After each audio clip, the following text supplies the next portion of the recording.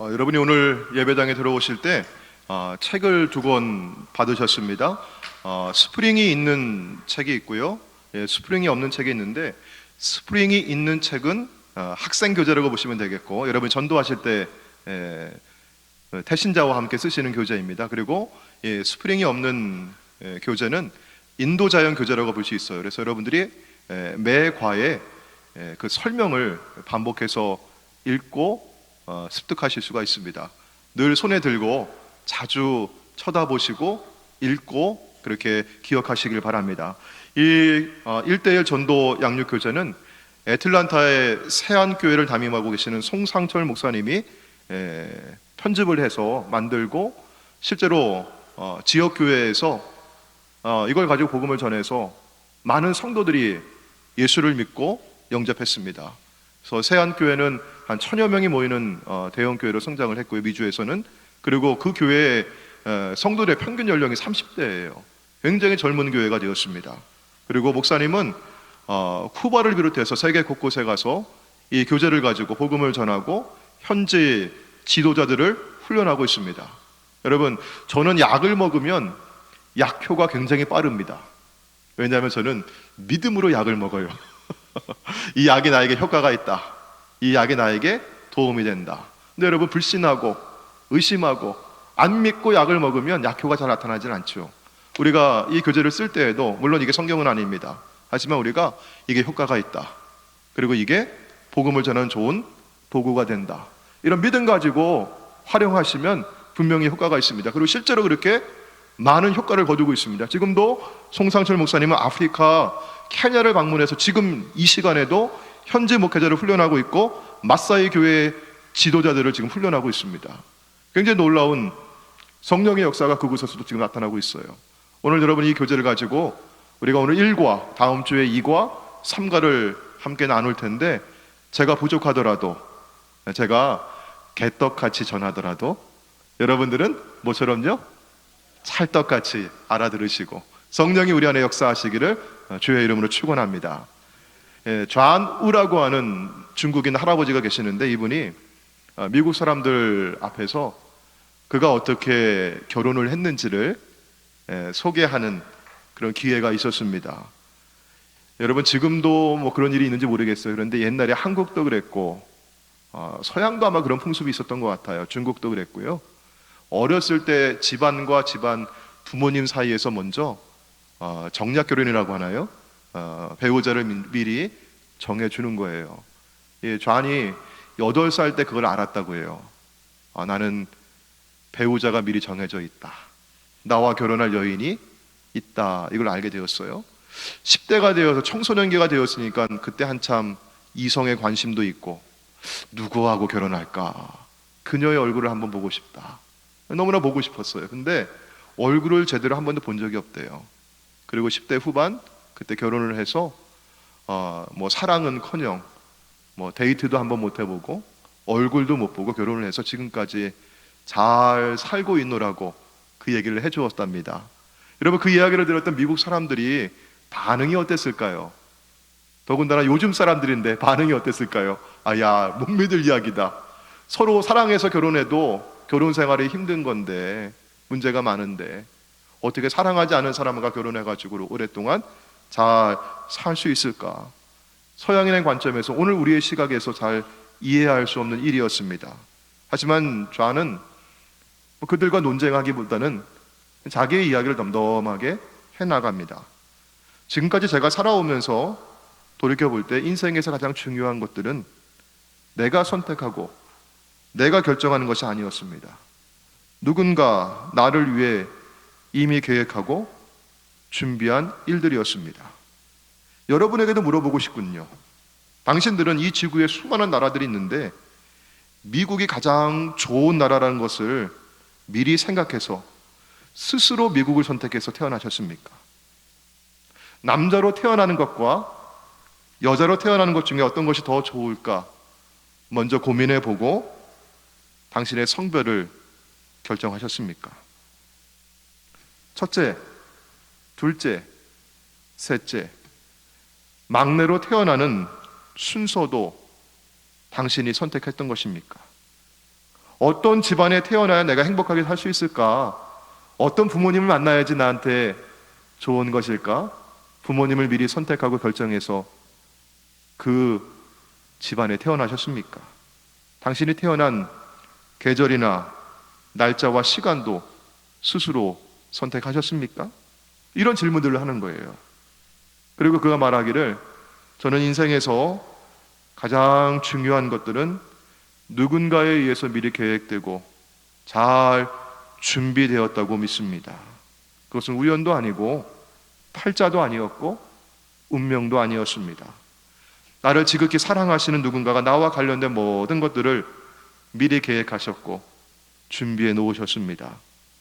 그분은 때를 따라서 그 계획을 하나씩 하나씩 이루어 오셨습니다. 그분이 바로 제가 믿고 있는 하나님 아버지입니다. 이렇게 얘기했어요. 여러분, 정말 그렇지 않습니까? 세상 사람들은 그저 우연히 살다 보니 미국까지 굴러와 있고, 살다 보니 텍사스 달라스에 여기 와 살고 있네, 그렇게 얘기하기도 해요. 근데 우리 믿는 사람들은 하나님께서 나를 여기에 보내셨다, 하나님께서 나를 여기에 심으셨다, 여기에도 하나님의 뜻이 있다, 이렇게 고백하고 순종합니다. 하나님은 우리를 향한 좋은 계획을 갖고 계십니다. 하나님 좋으신 하나님이시기 때문에 아름답고 선하고 최고로 좋은 그런 계획들을 갖고 계셨어요. 에베소서 1장 3절과 4절 말씀 보시면 하나님께서는, 우리 아버지께서는 그리스도 안에서 하늘에 속한 모든 신령한 복을 우리에게 주시고자, 이 땅에 있는 복이 아닙니다, 하늘에 속해 있는 모든 신령한 복을 주시고자 창세 전에 계획하셨고 우리를 부르셨고 선택하셨습니다. 여러분, 이 계획이 이루어진 것이 하늘과 땅을 지으시기 이전이라고 하셨어요. 그러면 하늘과 땅을 지으신 이 모든 일들은 하나님께서 이 계획을 구체적으로 이루어 가시는 과정이라고 볼 수 있어요. 창조는 바로 그러한 것입니다. 여러분, 첫째 날에는요, 하나님께서 빛과 어둠을 구분하셔서 낮과 밤을 만드셨고, 둘째 날에는 궁창을 분리하셔서 궁창 위의 물과 궁창 아래의 물을 구분하셨습니다.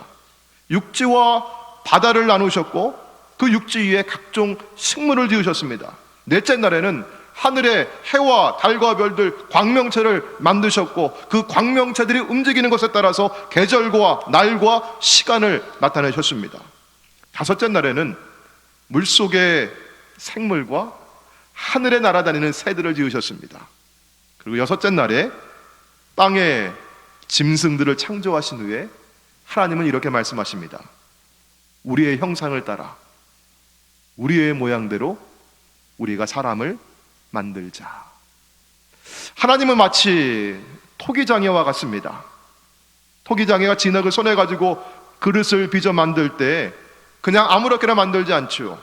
이게 밥그릇인지 국그릇인지 사발인지 찻잔인지 이게 어디에 쓰는 그릇인지 용도를 가지고 그 용도에 맞는 모양을 그리고 그 모양을 따라서 미리 디자인을 해서 만듭니다. 우리 하나님께서 세상을 창조하시고 처음 사람을 지으셨을 때에도 오리지널 디자인을 가지시고 지으셨습니다. 여러분, 이 그림에 보이는 이 모습이 미켈란젤로가 그린 천지 창조라고 하는 그림이에요. 이 그림에서 오른쪽에 하나님이 계시고 왼쪽에 사람이 있는데요, 여러분, 사람이 누구를 닮았습니까? 하나님을 닮았어요. 그러나 여러분, 하나님은 영이시기 때문에 여성도 아니고 남성도 아니고 끝도 시작도 없으시기 때문에 나이도 없고 이런 형태를 갖고 계신 분 아니세요. 그런데 하나님의 형상을 따라 사람을 지었다고 하는 그 말씀을 그림으로 그리다 보니까 이처럼 하나님을 백발이 성성한 사람으로, 할아버지로 그려놨죠. 이런 말씀으로 보면 이렇게 되는 것입니다. 창세기 1장 27절과 같이 하나님이 자기의 형상, 곧 하나님의 형상대로 사람을 창조하셨다. 자, 그러면 사람을 지으신 하나님의 오리지널 디자인은 무엇이었을까? 자, 여러분이 가지고 계신 교재, 스프링 교재 여러분 10페이지를 펼쳐보십시오.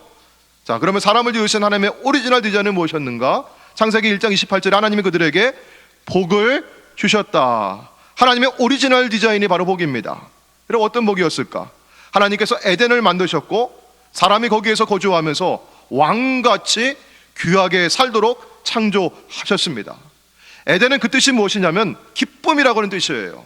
하나님께서 인간에게 기쁨의 복을 주셨고 기쁨 안에서 살게 하셨습니다. 기쁨이 인생의 맛이고 가장 큰 능력의 원천이 아니겠습니까? 여러분, 아무리 좋은 일이라도 우리가 기뻐하지 않으면, 나 그거 좋아하지 않으면 그 일을 재미있게 할 수가 없어요. 기쁨입니다. 그리고 생육하고 번성하여 땅에 충만하라 하신 말씀과 같이 두 번째 번성, 세 번째 부유의 복을 주셨어요. 번성은 생명이 최고로 왕성하게 활동하는 것입니다. 근데 생명이 번성하고 또 후세로 이어지는 것이죠. 부유는 더 원하는 게 없는 복입니다. 번성하고 부유한 사람은 내게 부족함이 없어요. 내 잔이 넘치나이다. 이런 고백과 감사를 드립니다. 하나님은 하나님의 형상으로 지은 인간에게 네 번째로 자유를 주셨어요. 인간을 기계나 로봇가 아니라 컴퓨터에 명령을 하면 그대로 이루어지는 것이 아니라 인격을 주셨고 하나님과 같은 완전한 인격으로 대우해 주신 것입니다. 사랑의 복을 주셨습니다. 하나님은 사랑이십니다. 인간도 하나님처럼 사랑할 수 있는, 사랑하며 살 수 있는 그런 능력을 주셨습니다. 그리고 내가 거룩하니 너희도 거룩하라고 이 말씀과 같이 거룩한 삶을 살게 하셨습니다. 또 왕처럼 정복하고 다스리며 살도록 왕권을 주셨습니다. 여러분, 왕권은 문제가 있으면, 사람이 살다 보면 문제가 꼭 있어요. 어려움이 있잖아요. 근데 그때마다 원망하고 핑계대고 책임 전가하는 것은 왕권이 아닙니다. 왕권은 문제가 있으면 고치고 바로잡고 해결하는 능력입니다.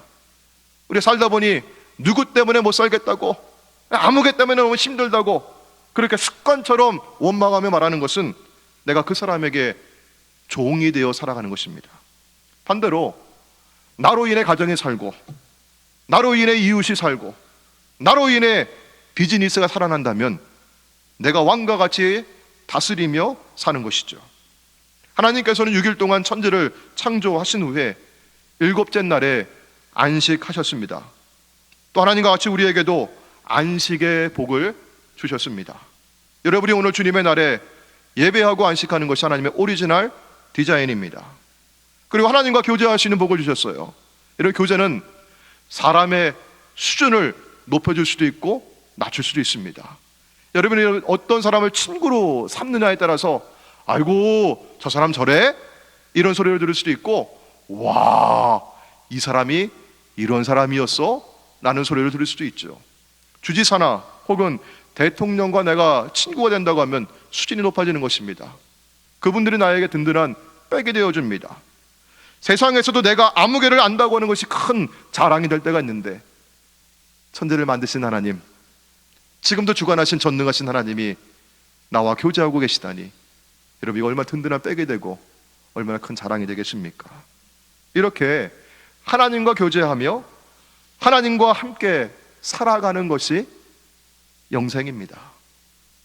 그냥 시간적으로 영원히 살아가는 것이 아니라 하나님과 내가 가깝게 살아가면서 하나님을 알고 교제하는 것이죠. 자, 이런 10가지 복을 다 누리며 살아가는 상태가 바로 천국이죠. 하나님의 오리지널 디자인은 천국입니다. 그리고 오리지널 디자인대로 천국을 사는 게 정상입니다. 자, 그러면 여러분은 지금 이렇게 살고 계십니까? 천국 생활 하고 계십니까? 만일 이렇게 살고 계시지 못하다고 하면 과연 정상이라고 말할 수 있을까요? 아니, 목사님 어쩔 수 없잖아요. 사람들이 다 이렇게 못 살지요. 당연한 거 아닙니까? 이렇게 생각하신다면 안 됩니다. 오리지널 디자인이 있다고 한다면, 하나님의 선하신 계획이 있다고 한다면 그 계획대로 이루어지는 것이고 그 계획대로 살아가는 것이 우리의 삶입니다. 자, 그런데 오리지널 디자인이 훼손되고 망가졌어요. 그래서 우리가 그렇게 못 살고 있다고 하는 것입니다. 자, 그렇다면 그렇게 되는 원인이 있지 않겠습니까? 우리는 왜 에덴이라고 하는 낙원을 잃어버리고 천국을 살지 못하게 된 것일까요? 여러분, 우리 교재를 한 페이지 싹 넘기시는 거예요. 이 대목에서 넘기시는 거예요. 자, 보시면은 이 그림에서 보듯이 하나님과 사람 사이가 멀어졌어요. 이게 그림에서는 좀 요만큼이지만 실제로는 이게 도저히 상상할 수 없을 만큼 하나님과 죄인 사이는 너무나 멀리 떨어져 있는 것입니다. 생명과 복의 근원이신 하나님과 교제가 깨어지니까 하나님과 분리되고 단절되었습니다. 그 간격이 너무나 큽니다. 성경에 보면 뱀으로 상징된 사단이 인간을 시험했습니다. 근데 인간은요, 하나님께서 왕권을 주셨기 때문에 사단의 시험을 물리칠 수 있었는데, 그 왕권 가지고 사단의 시험을 물리친 게 아니라 시험에 빠져서 죄를 지었습니다. 죄는 하나님을 의심하고요, 불신하게 만드는 것이죠. 그래서 하나님을 거역하고 불순종하여서 오히려 마귀에게 종이 되어서 마귀에게 순종하며 살게 되는 것입니다. 아이들이 부모님 눈에 뭔가 잘못한 일이 있으면요, 어떻게 해요? 떳떳하게 나서질 못하잖아요. 부모님의 눈을 피해서 숨습니다. 범죄한 인간이 하나님의 눈을 피하여 숨었고요, 창조하신 하나님과 분리되고 끊어져 버렸습니다. 그 결과가 어떻게 되었을까요? 오리지널 디자인에 속해 있던 모든 목들이 변하여서 불행과 저주가 되었습니다. 천국을 사는 게 정상인데 천국이 변하여서 지옥이 되었습니다. 우리가 원래 결혼하면서 천국과 같은 가정을 이루기 원했잖아요. 그렇게 우리 기도했잖아요. 근데 어느 날 보니까 야, 집이 지옥이다, 이런 말이 나오면 여러분이 정상적인 게 아니죠. 자, 그 다음에 이제 페이지 보시면은요, 우리 교재에 보십시오. 하나님의 주신 복이 점점 멀어지는 겁니다. 반대로 사람에게는 저주가 찾아오는 것입니다. 나무가 여러분 뿌리에서 진액을 잘 흡수해가지고 양분을 흡수해가지고 나무가 건강하게 자라게 되면 거기에 잎이 무성하고 꽃이 피고 열매를 맺는 게 정상인데요, 그 나무가 뿌리에서 단절되어 버린다면 뿌리가 양분을 흡수할 수 없고 물을 흡수할 수 없고 진액을 위로 올릴 수가 없으니까, 생명의 근원과 단절되어 있으니까 꽃이 시들고 잎이 시들어버리고 열매가 사라져버리는 것이죠. 인간이 죄로 인해 하나님과 분리되고 단절이 될 때, 여러분 첫 번째 우리 뭐였습니까? 기쁨. 기쁨이 사라져버리고 대신 뭐가 왔어요? 슬픔. 번성 대신에, 번성은 생명이 왕성한 거잖아요. 건강한 거잖아요. 근데 뭐가 찾아옵니까? 질병이 찾아오고 더 이상 부유하지 않고 어떻게 되었어요? 가난하게 되었고, 죄 때문에 하나님과 분리가 되자 자유를 상실하고 방황하게 되었습니다. 무엇을 할지, 어디로 갈지 결정하지 못하고 늘 주저하고 망설이죠. 사랑 대신 증오와 미움이 생겼습니다.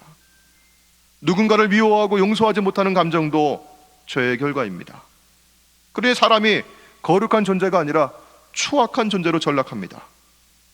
왕권을 누리지 못하니 종노릇하며 살아갈 수밖에 없습니다. 늘 원망하고 늘 불평하며 삶의 안식이 없고 불안합니다. 하나님과 교제가 깨어지고 단절되었습니다. 그러니 더 이상 생명은 없고 죽음과 심판만 기다리고 있습니다. 이렇게 산다면 여러분 어디에 살고 있는 것일까요? 네, 지옥에 살고 있는 것이에요. 자, 여러분은 지금 어디에 살고 있습니까? 자, 여러분 교재 보시면서 전도하실 때 어떻게 하시는 거예요? 어디에 살고 계십니까? 하면서 손으로 짚어보세요. 그게 중요한 거예요. 손으로 짚어보는 거예요. 그리고 여기 이쪽에 있느냐 아니면 이쪽에 있느냐, 기쁨, 번성, 부요, 자유, 천국에 살고 있습니까? 아니면 슬픔, 질병, 가난, 방황, 저주, 지옥에 살고 있습니까? 여러분 한번 손으로 한번 짚어보셔요. 자, 그러면 여러분은 어디에 살기를 원하십니까? 다시 한번 손으로 한번 짚어보십시오. 이제 어디에 살기를 원하십니까? 예, 누구나 지옥에 살기를 원하는 사람은 없습니다. 모두가 다 천국에 살기를 바랍니다. 그래서 인간은 다른 동물과 다르게 하나님께서 지혜를 주셔가지고 인간은 자꾸 그 문제를 좀 해결해 보려고 했어요. 그동안 저주와 불행을 해결하고 스스로 하나님께 가까이 가고자 수많은 노력과 수고를 해왔습니다. 자, 페이지를 이제 넘겨보시는 거예요. 그러면 이제 그림이 나오잖아요. 사람이 뭐 하고 있습니까? 지옥과 같은 삶을 벗어나가지고 하나님과 함께하는 천국에 가고 싶으니까 사람이 어떻게 해요? 스스로 그런 노력을 했다는 얘기예요. 자, 어떤 노력을 했습니까? 선행. 열심히 선을 행하고 착하게 살면, 야, 하나님이 착한 사람 지옥에 보내시겠어? 착한 사람, 법 없이도 살만한 사람 천국에 가겠지. 그러나 선행으로는 죄를 해결할 수가 없어요. 아는 게 힘이라고, 공부 많이 하고 지식이 많으면 인간의 문제가 다 해결될 거라고 생각을 해요. 물론 과학이 발달하고 학문이 발달함으로써 우리가 더 많은 문명의 이기를 누리고 살아가고 있죠. 그러나 하나님을 떠난 인간은요, 아무리 지식이 많아져도 아는 게 병이 될 뿐이죠. 세 번째, 종교로 해결해 보려고 해요. 종교는 한자로 마루종자하고 가르칠 교자를 씁니다. 높은 가르침이라고 하는 뜻이죠. 인간이 하나님을 찾으려고 하는 노력이었습니다. 그러나 결론은 하나님을 만나지 못하니까요, 우상에 빠지고 미신에 빠지고요, 종교의식과 윤리 종교에 머물게 되는 것입니다. 한국의 가장 유명한 성철 스님도 돌아가시면서 우리에게 구원이 없다 이렇게 얘기했다고 해요. 우리의 종교의식을 아무리 거룩하게, 아무리 아름답게 멋있게 행한다 할지라도 윤리 종교에 머물러서 착하게 살자, 사회적인 활동들 많이 하자 하더라도 그게 인간의 죄의 문제를 해결할 수가 없어요. 돈이면 해결 안 되는 게 어디 있느냐 하면서 물질을 많이 가지면 인간의 문제가 해결되고 천국의 복을 누릴 수 있을 거라고 생각을 합니다. 그러나 돈이 많다고 해서 행복하지 않습니다. 한국에 삼성이라고 하는 재벌가가 있어요. 그 재벌가의 총수가 되시는 분을 제가 뉴스에서 보면은요, 야, DNA가 다른가 보다. 키가 크고요, 잘 생기셨어요. 그리고 머리가 좋아가지고 서울대학교 동양사학과 나와서 하버드 대학에 유학을 해서 공부를 했던 분이고, 그 큰 기업을 운영해 가고 계세요. 근데 저는요, 그분을 볼 때마다 부러운 마음이 드는 게 아니라 안쓰러운 마음이 들어요. 살아온 삶을 보니까 서울대학교 다닐 때도 그렇게 재벌가의 우리 뉴스에서 보는 것처럼 이렇게 건방지고 있는 척하면서 그러지 않았대요. 그분이 인성도 좋아요, 성격도 좋아요, 친구들하고 잘 어울리고. 근데 그분을 볼 때마다 부모님이 어떻게 사셨는가? 동생이 미국에 유학하면 뉴욕에서 그 아파트 자살하잖아요. 그분이 그 큰 기업을 운영하면서 잠을 못 자요, 밤에. 그러니까 성형외과 돌아다니면서 그 주사 맞으면서 이렇게 그때 잠자는 거예요. 그게 걸려가지고 감옥에 갔다 오고. 야, 그렇게 키가 크고 잘생기고 똑똑한 분이신데 부자들의 불행지수와 자살지수가 더 높다고 합니다. 어떤 사람들은 쾌락을 마음껏 누리면 그것이 천국이라고 생각을 해요. 내 육체가 만족하고 있다고, 내 이런 쾌락을 내가 누리며 살아가고 있느라고. 극도의 쾌락을 얻기 위해서 알코올에 취하고 약물을 쓰기도 하고요. 그래서 이런 쾌락의 탐닉의 결론은 결국은 중독과 폐인입니다. 여러분, 그 쾌락의 탐닉에서 잘 됐다는 사람 본지가 못했어요. 이 그림에서 보듯이 인간의 이런 노력들은요, 어느 정도 가는 것 같아요. 보니까 그래도 다 어떻게 됐어요? 이렇게 아래로 기울어져 있어요. 미끄럼을 타듯이 다 나락으로 떨어질 수밖에 없습니다. 저는 이 시점에 우리가 어린 시절에 교회 학교에서 유아부 때 불렀던 노래가 기억이 납니다. 로버트 풀검이라고 하는 사람은 내가 정말 알아야 할 것, 인생에서 내가 정말 알아야 될 것은 유치원에서 다 배웠다고 그런 책을 썼는데, 우리가 구원받는데 꼭 알아야 될 것은 유아부에서 다 배웠어요. 자, 우리 찬양 같이 한번 불러볼까요? 자, 어렸을 때 우리 동심으로 돌아가서, 자, 우리 웨슬리 유아부 어린이들 우리 이렇게 여기 손 대시고 이렇게 예쁘게. 돈으로도 못 가요. 돈으로도 못 가요. 하나님 나라. 힘으로도 못 가요. 하나님. 그럼 어떻게 갈 수 있어요? 거듭나면 가는 나라. 하나님 나라. 믿음으로 가는 나라. 하나님. 벼슬로도 힘이 있어도 권력으로도 벼슬로도 못 가요. 하나님 나라. 지식으로 못 가요. 하나님 나라. 그럼 어떻게 갈 수 있을까요? 거듭나면 가는 나라. 하나님 나라. 믿음으로 가는 나라. 하나님 나라. 저처럼 잘생겨도 못 가요. 예뻐도 못 가요. 하나님 나라. 맘착해도 못 가요. 하나님 나라. 그럼 어떻게 갈 수 있을까요? 거듭나야 가는 나라. 하나님 나라. 오직 믿음으로 가는 나라. 하나님 나라. 하나님 나라는 어떻게 갈 수 있습니까? 돈으로 갈까요? 힘이 세면 갈 수 있을까요? 건강하면요? 어여뻐서 가는 곳이라면 여기 계시지 말고 성형학과를 찾아가십시오.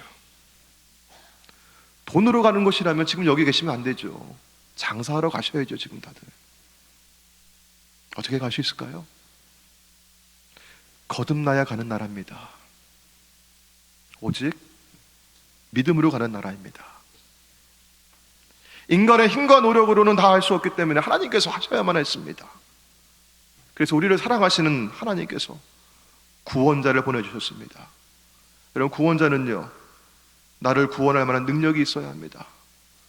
저희 아이가 수영장에서 애들 가르치고 그 다음에 그 레스큐하고 그런 거를 가드를 하는데, 아르바이트로 조그만 애들이니까 하는 거예요. 왜?